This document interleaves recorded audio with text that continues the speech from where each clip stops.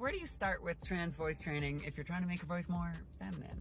All right, so here's what you're gonna do. You're gonna take a really deep breath in. Let it fill the stomach in. Let it fill every little pocket that's in your lungs.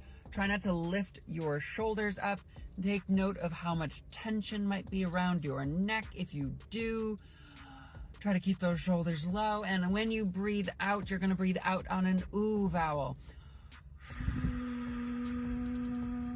That ooh, that breathy ooh is gonna keep things nice and consistent. Your vocal cords are gonna be more agile. The quotient, the amount of space between your vocal cords is gonna be more open. There's gonna be less vocal weight. The vocal fold mass is gonna be very small. There's so much benefit to your breath being active. Yes, it is inefficient. We'll get there.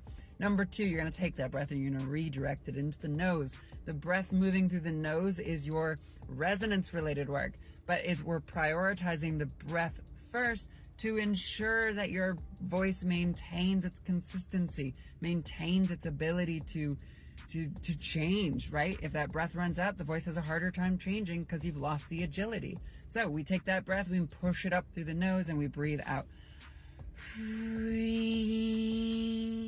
I notice a little bit of breath moving out through my nose. I feel that breath moving.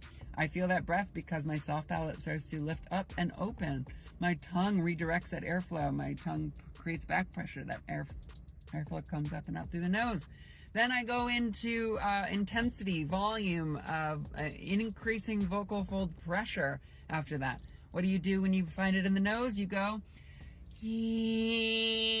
I'm increasing volume. I'm making sure that I'm pushing that voice out. But if we start with resonance and we forget about breath, then we can end up sounding like this. So breath and resonance should be balanced. That's right. So number 2, 3-ish, we're gonna go and now bring that voice into a nice, comfortable, feminine sound. When the sunlight strikes raindrops in the air, we're going to keep it in that space. If it starts to sound a little bit too nasally, go back to lesson 1, right? Bring that breath back in. If it starts to sound a little too breathy, go back into lesson 2. That's resonance. That's right, baby. We're going to go and it comes back to the other side. It's all about balancing breath with resonance. After this point, we get into inflection, we get into trust, we get into integration.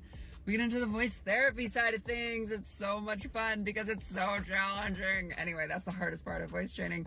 Good luck. lessons@seattlevoicelab.com. And TikTok's going to be banned this week.